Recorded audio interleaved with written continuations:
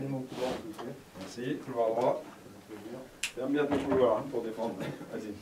La consigne, il n'y a que 15. Bouge pas. Jordan à la main gauche, coach au milieu et Thierry tout au fond.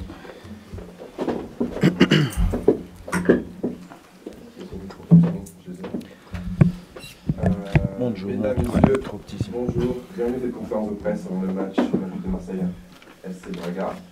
Vous êtes en compagnie de notre coach Rudy Garcia et notre latéral gauche Jordan Amavi. Comme d'habitude, je vous demandais de lever la main pour poser vos questions et surtout d'attendre la traduction puisqu'il y a des journalistes portugais. Parfait. Laisse faire la traduction par Thierry, ensuite on commence. Emmanuel. Bonjour, Emmanuel Borguet pour l'agence France Presse. Une première question pour Jordan. Est-ce que tu peux nous dire où tu en es physiquement? Est-ce que tu as totalement récupéré? Ouais, je suis à 100%, je suis au top de ma forme. Pardon, excusez-moi. Et donc voilà, après moi je suis à disposition et le coach fera son choix si je dois jouer ou non. Alexandre. Question pour Rudy Garcia. Vous faire le point sur l'état du groupe. Ouais. Blessé. Oui. J'ai vu Sartic s'entraîner. En partie, oui, oui. Greg s'entraîne en partie, il ne fait pas tout, il n'est pas prêt évidemment, mais voilà, il est partiellement de retour avec le groupe. Kostas Mitroglou sera absent. Problème musculaire et le petit Rokia aussi indisponible. Je pense que tous les autres sont là. Il a un petit souci de dos, mais c'est pas méchant, voilà. Michel. Jordan, pour toi, quel serait le meilleur résultat pour les défenseurs? Est-ce que c'est pas prendre des buts, gagner tout simplement? Est-ce que tu as un résultat idéal? Gagner sans prendre de but. Nicolas, à ton tour. Question pour Garcia.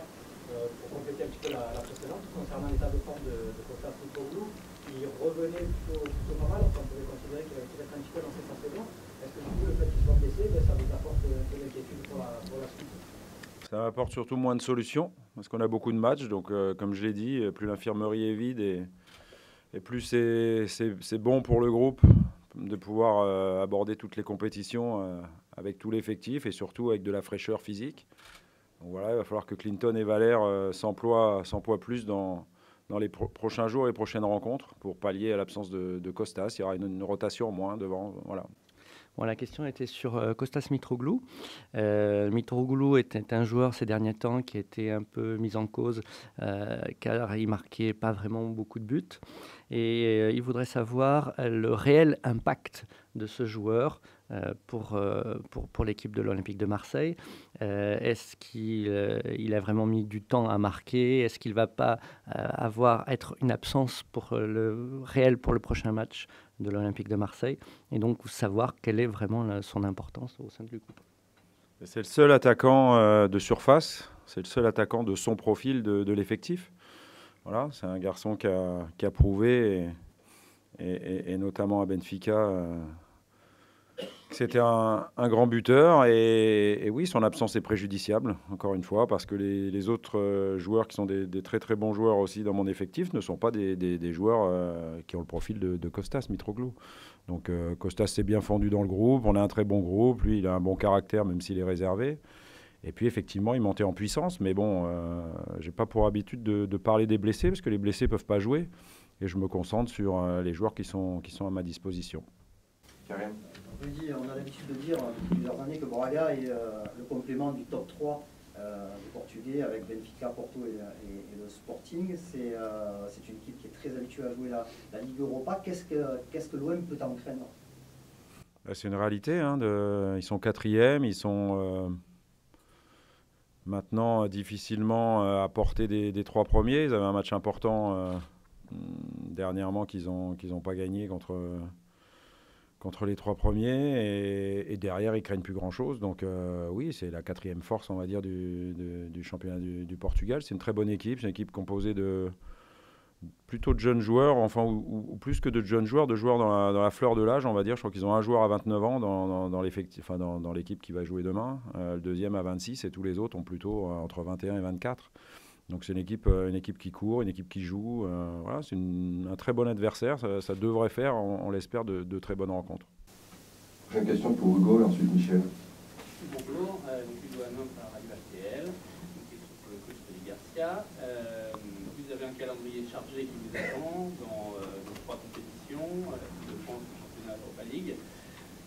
Quel type de choix, j'allais dire quel type de sacrifice vous allez devoir faire pour pouvoir jouer toutes ces rencontres? On imagine que vous n'allez pas pouvoir aligner l'équipe type sur tous les matchs jusqu'au match de Coupe de France contre le PSG. Donc c'est comment la gestion pour vous de calendrier?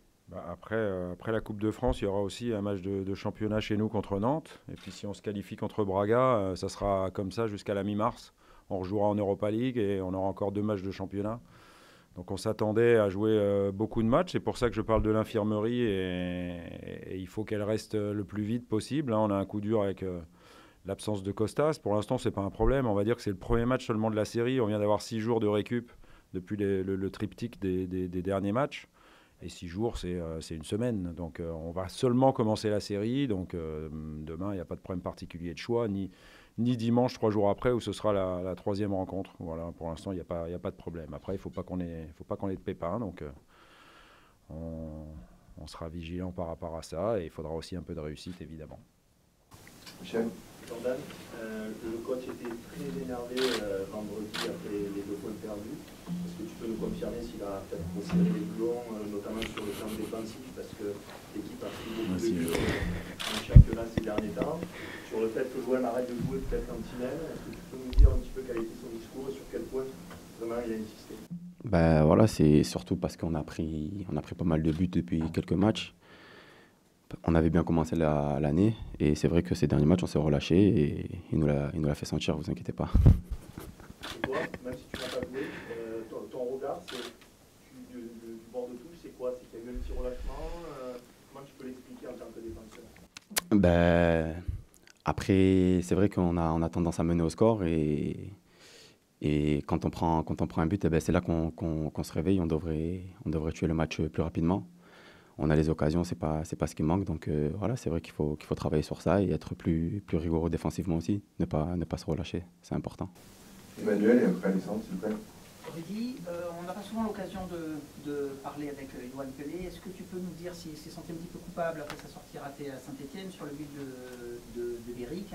Et par extension, est-ce que le staff sait déjà si Steve Mandanda revient pour le Classico ou pas encore? On ne sait pas. Quand c'est une blessure musculaire, on ne peut pas savoir quand sera le retour de Steve. Après, ce dont on est sûr, c'est qu'on a un très bon gardien qui va jouer les prochaines rencontres. Voilà, Yoann l'a démontré non seulement la saison dernière, mais aussi cette saison quand il est rentré.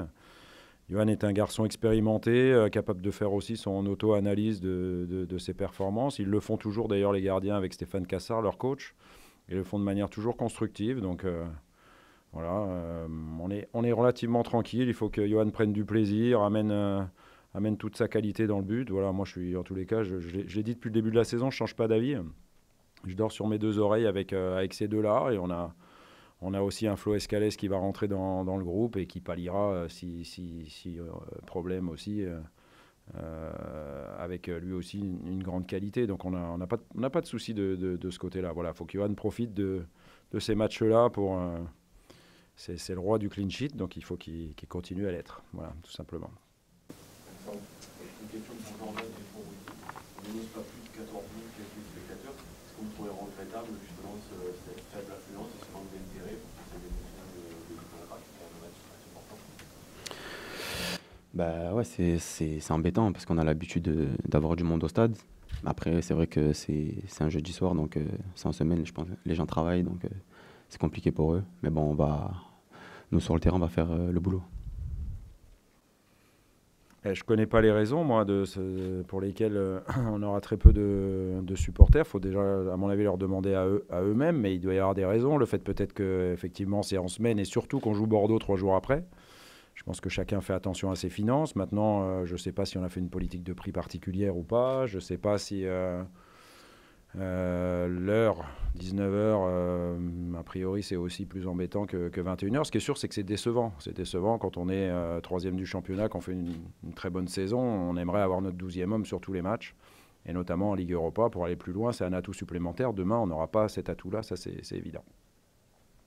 Bon, la question est pour Rudy Garcia.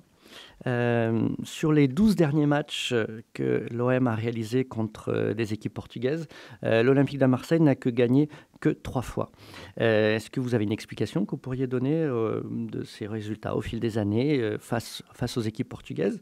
Et en ce qui concerne Braga, qui est le match qui va se réaliser, est-ce que vous avez une crainte particulière par rapport à cette équipe?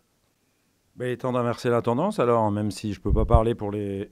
Moi, nous, on a joué avec Jordan une double confrontation contre Guimarães cette saison. Mais si les stats sont comme ça, on va tout faire pour inverser la tendance. Après, sur Braga, j'ai dit tout à l'heure, c'est une très bonne équipe. Ils ne sont pas 4e pour rien, ils ont vraiment des bons joueurs et un jeu de qualité. Maintenant, voilà, nous, on est aussi 3e du championnat de France et on veut passer ce tour. C'est notre ambition, c'est notre objectif.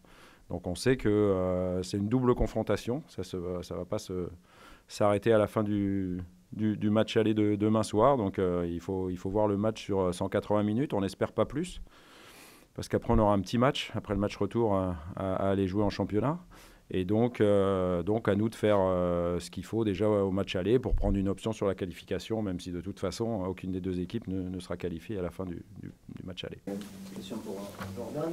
On a bien compris tout à l'heure par rapport à ce que disait le coach que pour l'instant il n'y avait pas de choix de fait entre les différentes compétitions dans lesquelles vous êtes engagés. On sait que le rêve de tous les joueurs c'est de disputer la Ligue des Champions, mais qu'est-ce que ça représente vraiment de jouer cette Ligue Europa et un 16e de finale où on est arrivé dans le match à élimination directe? C'est très beau parce que c'est pas donné à tout le monde. Donc c'est vrai que ça reste une compétition très importante et comme je l'ai déjà dit, nous on fera le maximum pour faire le plus beau parcours possible. Attends, on prend pas comme... Justement, après les phases de la Ligue Europa et même phase à élimination directe et barrage, comment vous percevez le niveau de la compétition en fait? Est-ce que c'est pour vous, comment vous voyez la concurrence, le niveau, quelles sont les forces en présence pour vous? Tu veux en parler? Non, je vous en prie. Moi, je trouve que c'est un très bon niveau. On l'a vu en phase de poule. On a l'impression parfois que certains noms d'équipes sont pas très impressionnants, mais à l'arrivée sur le terrain, il y a toujours des équipes bien équilibrées. Voilà, on est loin d'avoir survolé les poules et on s'est qualifié qu'à la 2e place, mais on s'est qualifié, c'était l'objectif. Maintenant, encore une fois, on va essayer d'aller le plus loin possible dans toutes les compétitions, dont celle-là. Et donc l'objectif, c'est d'aller en 8e de finale. Il y a quelques noms importants. Il y a beaucoup d'équipes qui arrivent de la Champions League aussi. Voilà, et puis il y a non seulement un trophée au bout, une qualification pour Ligue des Champions directe. Enfin, il y a plein d'intérêts à jouer cette compétition à fond. Et pour l'instant, comme on l'a dit, il n'y a pas de problème particulier sur la gestion des compétitions. Dernière question pour conclure cette conférence de presse. Donc, Karl, c'est... Une question pour M. Garcia et pour Amavi commune. Avant votre match de demain soir contre Braga, forcément, tous les observateurs français attendent ce soir la confrontation entre le Real et le PSG. Est-ce que vous allez regarder ce match et pour qui serez-vous ce soir? Bien sûr moi je vais regarder ce match-là et je pense qu'on va le regarder tous ensemble ce soir. Quand on est français, on a envie que les clubs français marquent des points. C'est important pour l'indice UEFA, pour qu'on ne se retrouve pas à jouer 2 tours préliminaires pour la 3e place, celui qui sera 3e à la fin de la saison en plein mois d'août pour se qualifier pour la Ligue des Champions, pendant que l'Espagne, l'Italie, l'Allemagne et l'Angleterre regardent avec leurs 4 premiers une qualification directe. Donc ça, il est important qu'on marque des points. Après, quand on est sous les couleurs olympiques de Marseille et que ce soir dans les forces en présence, il y a l'un des meilleurs joueurs français de tous les temps et qui est de Castellane et qui est de l'Olympique de Marseille, on peut être que pour le Real Madrid, évidemment. C'est la vérité. Pareil. Je pense qu'il a tout résumé. Un maillot demain. Traduction. Merci à tous. Demain. Au revoir. J'ai dit la Castellane, comme tu as bien entendu. Merci beaucoup. Merci. Vous avez vu qu'on a recruté Luis Figo, hein. Vous avez tous remarqué. Elle est où la bouteille? Ballon d'or 2000.